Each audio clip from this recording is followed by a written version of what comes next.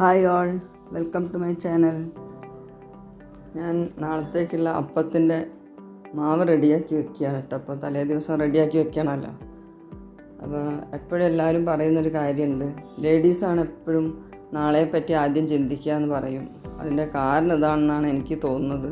നമ്മളാണല്ലോ ഈ നാളത്തേക്ക് എന്താണെന്ന് ഇങ്ങനെ ആലോചിച്ചുകൊണ്ട് എപ്പോഴും നേരത്തെ അതിനു വേണ്ടി തയ്യാറാവുന്നത്. അതുകൊണ്ട് പറയുന്നതാണെന്നാണോ എനിക്കൊരു സംശയം. എൻ്റെ സംശയം മാത്രമാണ്, ഇത് എങ്ങനെയാണെന്നറിയില്ല. അപ്പോൾ ഞാൻ അവിടെ മാവ് റെഡിയാക്കിയിട്ടുണ്ട്. പച്ചരിയും തേങ്ങയും കുറച്ച് ചോറും ചേർത്തിട്ടാണ് ഞാൻ ചെയ്ത് വെക്കുന്നത്.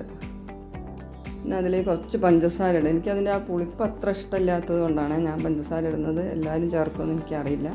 ഒരു നുള്ളു ബേക്കിംഗ് സോഡ ഇടും, ഒന്ന് പതഞ്ഞ് പൊങ്ങണമല്ലോ, അതിന് വേണ്ടിയിട്ട്. അപ്പോൾ അത് റെഡിയാക്കി അവിടെ വെച്ചു. അതിന് ശേഷം എനിക്ക് ഗ്രീൻ പീസ് കുറച്ച് വെള്ളത്തിലിട്ട് വെക്കണം. അപ്പോൾ നാളെ ഞാൻ സ്റ്റൂ ഉണ്ടാക്കാമെന്നാണ് വിചാരിക്കുന്നത്. അപ്പോൾ ആ ഗ്രീൻ പീസ് നന്നായിട്ട് കഴുകി കുതിർത്ത് വെക്കണമല്ലോ, വെന്ത് കിട്ടണമെങ്കിൽ. ഈ ഗ്രീൻ പീസ് നല്ല വേവുള്ള ഗ്രീൻ പീസാണ്.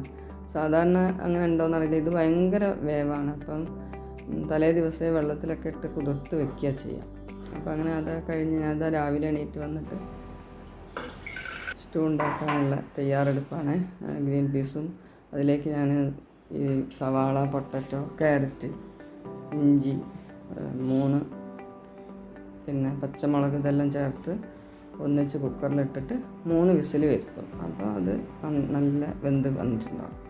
ആ പാകത്തിന് വെള്ളം ഒഴിച്ചാൽ മതി, ഒരുപാട് വെള്ളം ഒഴിക്കേണ്ട. നമുക്ക് ഇതിൽ തേങ്ങാപ്പാൽ ചേർക്കാനുള്ളതായതുകൊണ്ട് കഷ്ണം വേവാനുള്ള വെള്ളം മാത്രം വെച്ചാൽ മതി. അങ്ങനെ അത് ഉപ്പും കൂടി ഞാൻ ചേർക്കും. കഷ്ണം വേവിക്കും, അതിൻ്റെ കൂടെ ഉപ്പ് ചേർത്തിട്ടാണ് ഞാൻ ചെയ്യുന്നത്.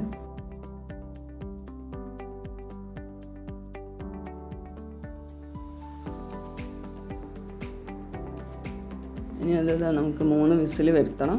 3 വിസിൽ വന്ന് കഴിയുമ്പോഴത്തേക്കും നമുക്ക് തേങ്ങാപ്പാൽ റെഡിയാക്കാം. അപ്പോൾ അതിന് ഞാൻ തലേ ദിവസത്തെ നമ്മൾ കുടിക്കാൻ തിളപ്പിച്ച് വെക്കുന്ന വെള്ളമാണ് കേട്ടോ അതിലേക്ക് യൂസ് ചെയ്യുന്നത്. കാരണം ഇതധികം തിളയ്ക്കാൻ പാടില്ലാത്തത് കൊണ്ട് നമ്മൾ പച്ചവെള്ളമായിട്ട് ഇതിലേക്ക് ചേർക്കുന്നില്ല. കുടിക്കുന്ന വെള്ളം തിളപ്പിച്ച് വെച്ചാണല്ലോ, അപ്പോൾ അത് ചേർത്തിട്ടാണ് ഞാൻ തേങ്ങാപ്പാൽ റെഡിയാക്കി വെക്കുക. അപ്പോൾ ആ കഷ്ണമൊക്കെ നന്നായിട്ട് വെന്ത് വന്നിട്ടുണ്ട്. അപ്പോൾ ഞാൻ പട്ടാണി വെന്തോന്നൊന്ന് ടെസ്റ്റ് ചെയ്തതാണ്. അത് കഴിഞ്ഞിട്ട് അതിലേക്ക് തേങ്ങാപ്പാൽ ഒഴിച്ചു കൊടുത്തു. അപ്പോൾ തേങ്ങാപ്പാൽ ഒഴിച്ചു കൊടുത്ത് പിന്നെ അതിലേക്ക് കുറച്ച് കുരുമുളക് പൊടിയും ചേർക്കും. ഒന്ന് വരാനേ പാടുള്ളൂ, തിളയ്ക്കാൻ പാടില്ല. ഒന്ന് ചെറുതായിട്ട് തിളച്ച് വരാനേ തിളയ്ക്കാൻ പാടില്ല. ഒന്ന് വരുന്നുള്ള അവസ്ഥ എത്തുമ്പോൾ നമ്മളത് ഓഫ് ചെയ്യണം. എന്നിട്ട് നമുക്ക് അതിലേക്ക് വെളിച്ചെണ്ണ കുറച്ച് ഒഴിച്ചു കൊടുക്കുക.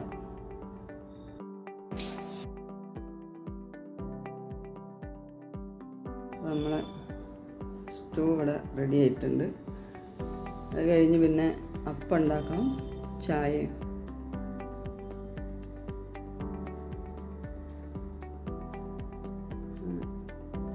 ഇവിടെ എത്ര കുറച്ച് കറി വെച്ചാലും പിന്നെയും ബാലൻസാണ് വരിക. അപ്പോൾ എപ്പോഴും എന്നോട് ചോദിക്കുന്നത് എന്തിനാ ഇത്ര കറി ഉണ്ടാക്കുന്നതെന്ന് ചോദിക്കും. എത്ര കുറച്ച് വെച്ചാലും എങ്ങനെ കൂട്ടിയാലും ബാലൻസ് വരും. അപ്പോൾ ചോദിക്കുന്നത് എന്തിനാ ഇത്രയൊക്കെ ഉണ്ടാക്കുന്നത്. അങ്ങനെ ഇത് ചിലപ്പോൾ 2 ദിവസത്തേക്ക് എടുക്കേണ്ടി വരും. അത് കഴിഞ്ഞിതാ മാവ് കണ്ടില്ലേ, നന്നായി പൊങ്ങി വന്നിട്ടുണ്ട്. ഞാൻ ഉപ്പ് രാവിലെയാണ് ചേർക്കുക, തലേദിവസം ചേർക്കുമെന്ന് എനിക്കറിയില്ല. അപ്പോൾ ഞാനങ്ങനെ അത് അപ്പം ഉണ്ടാക്കാൻ പോവുകയാണ്.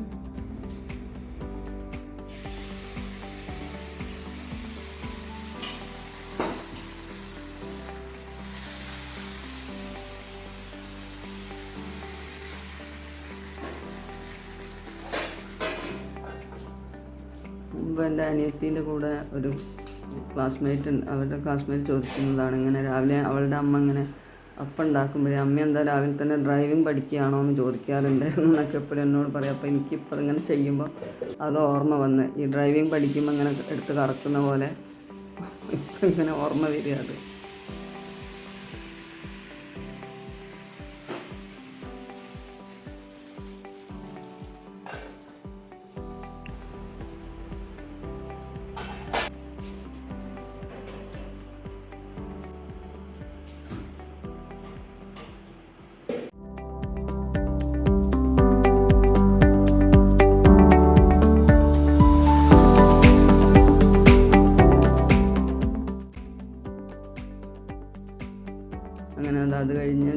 ചായ ഇതും കൂടി റെഡിയായാൽ നമുക്ക് ബ്രേക്ക്ഫാസ്റ്റ് കഴിക്കാം. ഞാൻ പാലും അതിൽ കുറച്ച് വെള്ളം കൂടി ചേർത്തിട്ടാണ് ചായക്ക് വയ്ക്കുന്നത്. പഞ്ചസാര ആദ്യം ഇട്ടേക്കും, അപ്പോൾ അത് വേഗം അതിൽ അലിഞ്ഞ് ചേർന്നോളല്ലോ.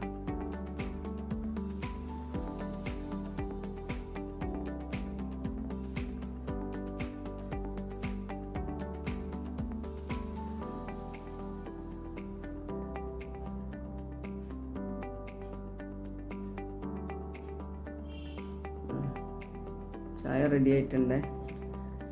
അപ്പം ഇനി നമുക്ക് ഒന്ന് എല്ലാം എടുത്ത് വെച്ചിട്ട് ബ്രേക്ക്ഫാസ്റ്റ് കഴിക്കാം. അപ്പോൾ കഴിച്ചാലോ? എല്ലാവർക്കും ഇഷ്ടമാണെന്ന് കരുതുന്നു. Thanks for watching.